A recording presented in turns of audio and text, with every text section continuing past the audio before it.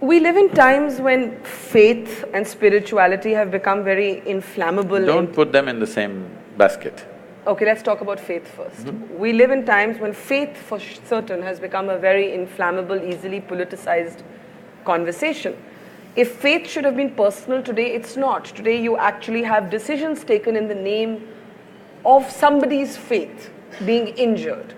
So you mentioned food right now. I read somewhere that you said there's nothing religious about the act of food, just eat what you like. No, I didn't say that. Eat what's good for you? I said eat what's good for you. Okay, eat what's good for you. It's a very different thing. Okay, I correct myself. Eat what's good for you.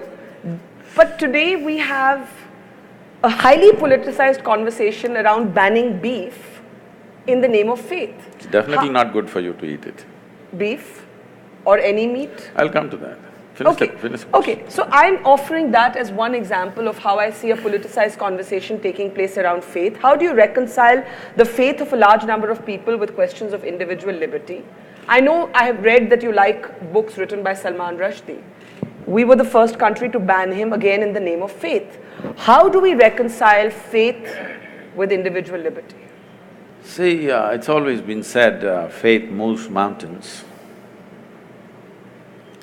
Yes, but it freezes your mind.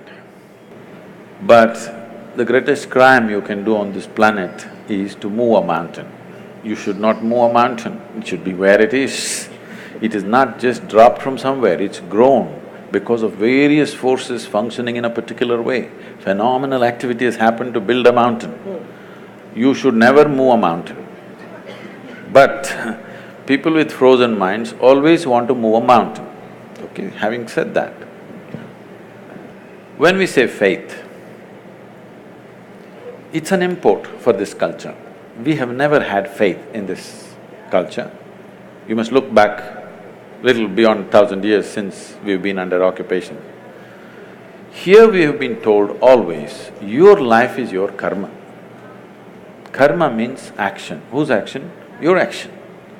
So what we are saying is, your life is entirely your making. There is no someone sitting up there and managing this for you. This is entirely yours. But for every action that you perform, whether physical, mental, emotional, energy-wise, whatever kind of action you perform, there is bound to be a consequence. If you're ready for the consequence, do whatever. If you're going to cry about the consequence, control the action right now. Based on this, now you came to food. See, the food consumption has been looked at very carefully in this country. If you just bring this back, the world will be healthy, do you understand? Here we have identified different type of people, what they should eat. If you're doing menial jobs, how you should eat. If you're doing trading, how you should eat. If you're into spiritual process, how you should eat. If you're into education, how you should eat. Why this is each person needs a different type of building of the body. You want to run 100 meters next to Mr. Bolt, what kind of food you should eat? You just want to work in Delhi, what kind of food you should eat? You want to think in a certain way, what kind of food you should eat? For all these, we have very clear prescriptions. Now, when it comes to food, what it means is, we are taking another life, whatever that is, it may be plant life, animal life, whatever. You're taking another life, ingesting it, and you have to make it your life.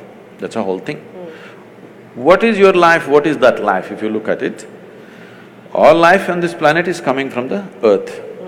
This body is also the same soil, this is also same soil. If there is a earthworm, that is also same soil. But see how it has become, how this has become, how that has become. If I give you like a mango or a banana?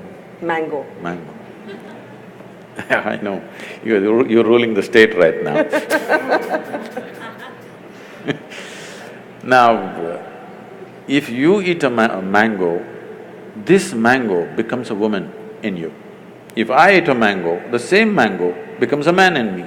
If a cow eats a mango, the same mango becomes a cow in the cow. Why is this happening? There is a certain information or software in you. Whatever you eat, it transforms it into a woman. If I eat, it transforms it into a man. If a cow eats, that becomes a cow.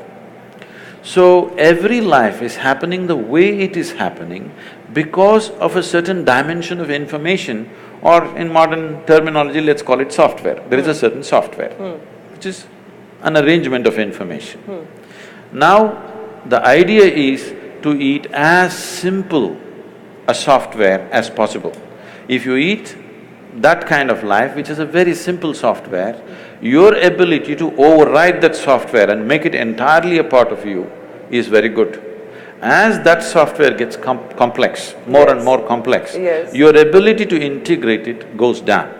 So especially if it's a creature which has some sense of thought and emotion, if it has emotion, then you should not eat it. This is the understanding. An animal which has any emotion, displays certain emotions, especially if it displays emotion which is near to human emotion, you should not eat it because it will not integrate itself, that animal nature will start manifesting itself. Or in other words, in India, today maybe in cities people do not know, you see in the villages, people have very intimate relationship with the cow. They have drunk the milk of that cow, their children are drinking the milk of that cow. There is a very deep relationship. If you do not know this, cow is one creature. If something happens to you and you are in some kind of grief or misery, you don't have to be near the cow. Wherever the cow is in your house, it'll start shedding tears for you. You know, I've seen this with my eyes, I couldn't believe. When somebody is dead in the house, what does a cow know? It is somewhere, simply tears flowing. So when it has such deep emotions, if you kill it, it's like killing a human being, it's murder or it's cannibalism. So because of that, this is not a faith thing, this is not a religious thing. We thought this is a fundamental sense. Why, when we are hungry, why can't I cut you up and eat you? What's wrong? What's wrong? But what you're saying should be about many more animals than just the cow. Yes, of course. And when it becomes about only the cow, then there is certainly a perception that it is a political decision or a religious decision. No, I'm not talking about whatever the laws. This is not about people getting up and saying it's cruel to be a meat eater. That would be a different argument. I'm not even talking about cruelty, even cutting a plant is cruel, in my experience. But you have to do it. But if you're conscious of it, you will do it to the minimum possible extent, not do it wantonly. That's the whole thing. Now about this political ban about cow slaughter or whatever, this has many things. One thing is there is a sensitivity. Once you drink milk from the cow, she's like your mother. Killing your mother and eating her up is something people cannot digest in this country. Still 80% of the people belong to that category and they're hugely… there's a huge emotion, such an emotion which because they've always been made to be docile in a certain way, they have not violently reacted to it. But in some places, it has happened in villages and other places. There is already a beef ban in many villages just by a norm, not by any law, that you don't bring these kind of things into the village. I am not saying you must ban it or not ban it, I am saying the sensitivities of your population, without considering, you can't go do this blatantly. Because it is growing, it's becoming a growing business, India is becoming a major exporter of beef. That's not right. Even if somebody ate something, it is up to them, it's their personal taste, whatever. But now you're promoting it and you're making it grow, there is serious concern, but our people don't express it. Our people don't go out on the street and not going to kill anybody because they killed a cow. So, ban is not what is needed, more education was needed rather than banning. But you haven't spoken to what happens when faith repeatedly seems to come into conflict with individual liberty. The banning of books. There were people killed in Paris because they were seen to have mocked, the Prophet Muhammad and so on. So where does this end? Where do we stop violence and politics in the name of religion?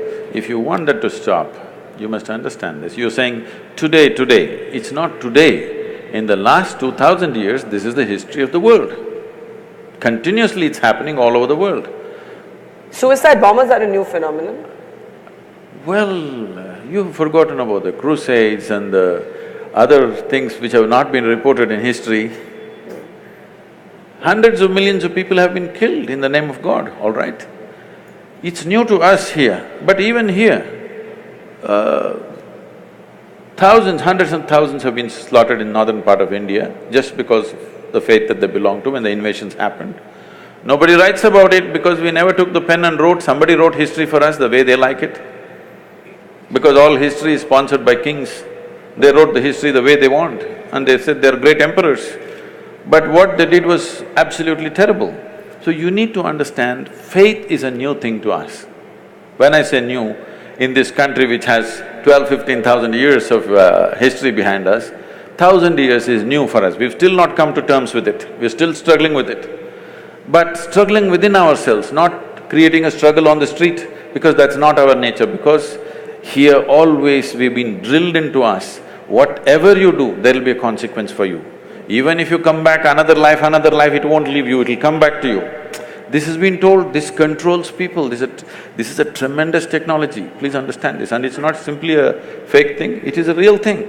Everything that you think, feel, act, there is a consequence. Not because there is somebody thinking he must give you a reward or a punishment. It happens in your own chemistry. How do we keep faith, which you say is new to us, separate from politics? You have in the past, for example, I remember when Anna Hazare was launching his anti-corruption movement, you did come and applaud it, but you said that the Lokpal was not some magic wand. I remember you saying that. Do you believe that we are seeing a dangerous cocktail of faith and politics getting more and more mixed up? See, it is happening, I'm not saying no, but it's much less than ever before. Really? Yes. It seems to be much more than ever before. No, that's because of you. That's because if 10 people get beheaded in some remote part of Iraq, you make sure the blood spills into my sitting room because of that. Otherwise, you're sitting here now. Today, let's say 1,000 years ago we were sitting here, 1,000 people got killed in Iraq. We will sit here peacefully thinking world is going really great, springtime, everything is nice. So, this is because the dissemination of information, if 10 people get killed somewhere, it's a huge thing because it comes into our sitting rooms, bedrooms, dining room, everywhere there's a television. So it pours into our homes, so it is happening. So this is good because even a small thing looks magnified now in people's experience. But this has been happening always, it's happening at its lowest level now. Here and there it spurts up, which need to be controlled for sure. But what I see is, for the very first time in the history of humanity, even if the numbers are not qualified because the population has increased, even in terms of percentages of people, how many people can think for themselves today is huge compared to what it was 100 years ago, 500 years ago, or 1,000 years ago, or 10,000 years ago. All these centuries, there would be one man in the village who thinks for you, who reads for you, who writes for you. You just have to do what you have to do, simple things. Today, everybody is able to think for himself or herself. Now, human intellect is blossoming. I do not say it is blossoming in the right direction, with the right sense, no. Insanely it is blossoming. It doesn't matter, insanity will happen for some time, people will come to their senses. When something is new, they'll go crazy. After some time, they'll come to senses. Once human intellect blossoms sufficiently on the planet, then this looking upward for well-being will not make sense, believe me. Right now, from looking upward, slowly the world is tilting. In pursuit of human well-being, people were looking heavenward. Still many are, that's different. But a whole lot of people have started looking outward. So if you look heavenward, hallucinations will happen, wars will happen. Because my heaven and your heaven different, you know. Yeah. None of the heavens have anything for women, you better know that. I'm definitely going to hell. Anyway… So you believe in heaven and hell? I was being facetious. Let me finish this. I was being facetious. I don't know if there is somebody up there. That is fine. Is it a force? No, I'm is saying it energy? Is that this thing about looking heavenward is slowly going away, and in pursuit of well-being, people are looking outward. This is ripping the planet apart. Human pursuit of well-being is just destroying the planet. Now, the fundamentals of what we are transmitting, the fundamentals of this culture, which is essentially rooted in the yogic culture, what you call as Indian culture or Hindu culture, is essentially a pure yogic science in the form of culture, it finds many colors and distortions, which is what you're seeing as a Hindu culture or Indian culture, whatever you want to call it. But they're not interchangeable terms. Why? Because we're a multi-religious country with many different cultures. I want you to understand, the word Hindu does not signify a religion. You ask them, do they worship one god if they're Hindus? In the same family, they're worshipping 25 gods. They don't know which is the god, so they're making sure worship everything, just in case something will hit, okay?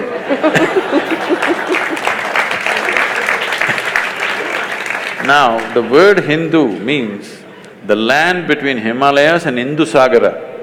This land, this subcontinent is Hindu. All people who are born here are considered Hindu because it's a geographical identity. I know there's a whole political issue, if I speak like this, they say, oh, he's Hindu. No, I mean, people will tell you you're echoing the RSS chief. I don't know what he said, I'm not… He said all Indians are Hindus and there was a huge political outcry over that. Okay, all Indians live between Himalayas and Indian Ocean. That's okay. Those who want to jump into the ocean… Okay.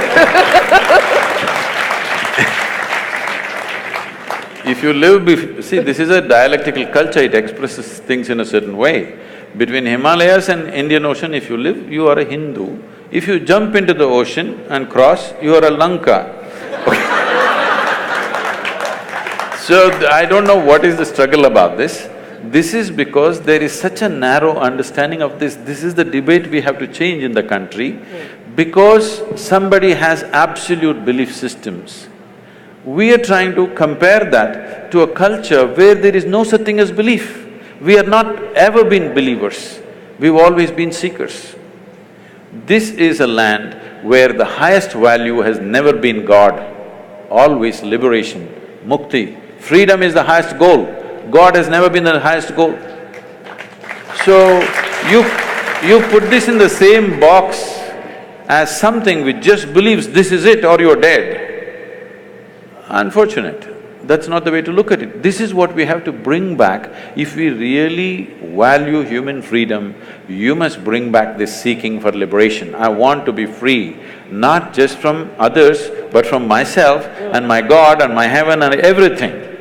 Because God has never been the goal in this culture. God is just another tool. When I use the word tool for a God, people get very hurt. Say, Sadhguru, don't say that, it hurts us. So that's okay. You come to the ashram, I'll give you some plumbing job, all right? That'll hurt more. No. No spanner, no winch, nothing. Use your fingers, nails, teeth, whatever. 3 days later, nails will be gone, half the teeth will be gone. Then I will give you a spanner. Will you worship the spanner or no? We are who we are. As human beings, we are who we are only because of our ability to use a tool. Otherwise, you're not even good as a dog. You can't even fight a dog, isn't it? So you're against organized religion? Quite clearly, if God is just a tool and faith is not the same as spirituality… I'm not saying I'm against this or that. All I'm saying is, I want human beings to come to this much. If you know something, you know it. If you don't know something, you don't know it. Everything that you do not know, you believe. This is a dangerous thing. Now, the fight on the planet is not between good and evil, this and that, no. One man's belief versus another man's belief. I'm saying, why the hell do you believe anything? Because you're essentially not straight enough to admit, I really don't know. I don't know people can't fight. I don't know, you don't know, can we fight? I know is a fight. I do not know is never a fight. I do not know is a way of seeking. If we do not establish this seeking in every human being, that every human being is longing to know, whether outside or inside, whatever, you are… because this is the nature of human intelligence, it can't sit quiet. It can only sit quiet if you freeze it with belief system. If you seal it with belief system, it can sit quiet. Otherwise, the very nature of this intelligence is it wants to know. Okay, we're almost at the end, so I think I'm going to take a few questions, just 2-3 minutes of questions. Seeing lots of hands go up. The lady behind you, yes, please. Sadhguru, in one of your videos, you say that the problem with the world is that most people lack the intensity. Or? Most people lack the necessary intensity. And then you say the way is dhyana. So intensity is more associated to fierceness in personality, and dhyana is more associated to calmness. So they are somehow counterintuitive. Can you elaborate a little? People think peace means rest in peace. Because their idea of peace is death. Peace can be very intense. Peace can be tremendously intense because peace means the reverberations of life have become subtle and intense. Action means reverberations of life are not so subtle, it is at a certain level. So peace happens not because… peace may happen if somebody is dead, but to be alive and peaceful means you need to be highly intense state of energy, otherwise you can't be peaceful. The reason why most people who don't have any problems as such, after all, they're trying to earn a living, reproduce and bring up their children and die one day, just for that they're freaking, simply because of lack of intensity. Because life is happening at a low ebb, naturally everything is a problem. If it rises a little bit, suddenly you have a little clearer view of everything. For this you need a higher intensity of energy within you, and the yogic system is essentially focused towards that. Dhyana does not mean… no. Okay, let's take the next question, right here in the front row. Yeah.